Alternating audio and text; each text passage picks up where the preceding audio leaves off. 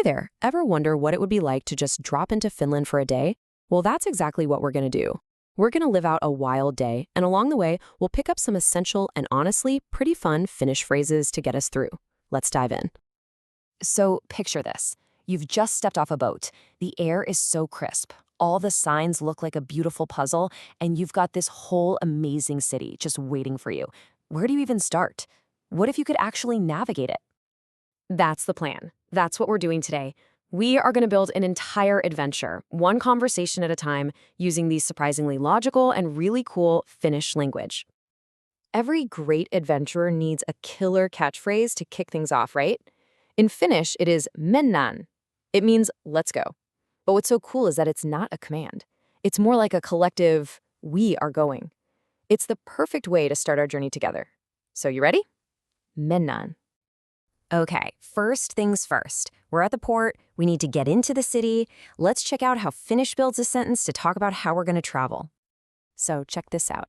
It's like building with Legos. You start with a base block laiva, which is a big ship. Then you snap on a little ending, lalla, and boom, it becomes laivalla, by ship. Then we add our action phrase, tykkään matkustaa, which means I like to travel. Put it all together and you get tykkään matkustaa laivalla. See? Simple. We made it! We're in Helsinki! And what's the first order of business? Well, obviously a quick pit stop for a drink and to come up with let's say, an ambitious plan for the afternoon. So we find a nice spot, grab a table, and we declare our intentions. We say, aion juoda 3 olutta. Now, this translates to, I intend to drink 3 beers. You've got aion, meaning I intend, and 3 olutta, 3 beers. Sounds like a perfectly reasonable plan, right? Well, hang on. Because here comes the punchline. 4 minuutissa. In 4 minutes. That little sa ending is the key here. It means within a certain amount of time. So yeah, our very specific and maybe slightly insane plan is now complete. So, after that 4-minute blur, the age-old question important in literally any language on Earth pops up. Kuka maksaa? Who pays? And the answer to that very important, very expensive question is one simple, crucial word you should probably remember, lasku, the bill. All right, the bill is settled. Time to walk off those beers. The streets of Helsinki are amazing, full of beautiful and, yeah, sometimes kind of strange sights. Our vocabulary is about to get a whole lot more interesting. You know, as we're just strolling along, minding our own business, we might see something straight out of a comic book. Rasvat lähtevät, the bandits leave. I mean, hey, you never know what you're going to see on a wild day in Finland. And then, just a moment later, a much more pleasant sight. You see a warm, friendly smile from a stranger that just makes you want to say, Mikä hymy, what a smile. It's a perfect example of how direct and expressive Finnish can be. And just like that, the whole vibe changes. The clouds roll in and sata.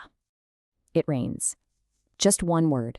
That's all you need to capture a very, very common Finnish experience. Okay, since it's raining, we're definitely going to need our talkie, our coat. And while we take cover, let's do a super quick vocabulary blitz. Lintu is the bird, torstai is Thursday, yhdeksän is the number 9, and juttu means drunk, but not like a person, more like the beer has been drunk. It's a passive thing. So now that we've got a few words rattling around in our heads, let's peek behind the curtain at a really fascinating secret of Finnish grammar.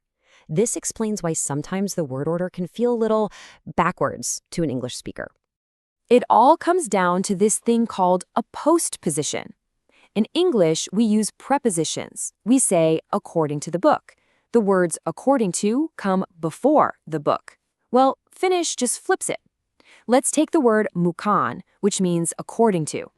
Here's how that works. You start with kirja, the word for book. But to use our postposition, mukaan, you first have to change kirja to kirjan. Then you stick mukaan on the end. You get kirjan mukaan, literally books according to. It's a total flip from English, but once you see it, it has its own perfect logic. Okay, for the last adventure of our day, we bump into a friend. And this little social interaction is going to reveal one of the absolute cleverest and most subtle things about the Finnish language.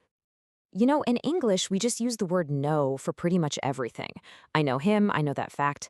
But Finnish is way more precise. It has two different words.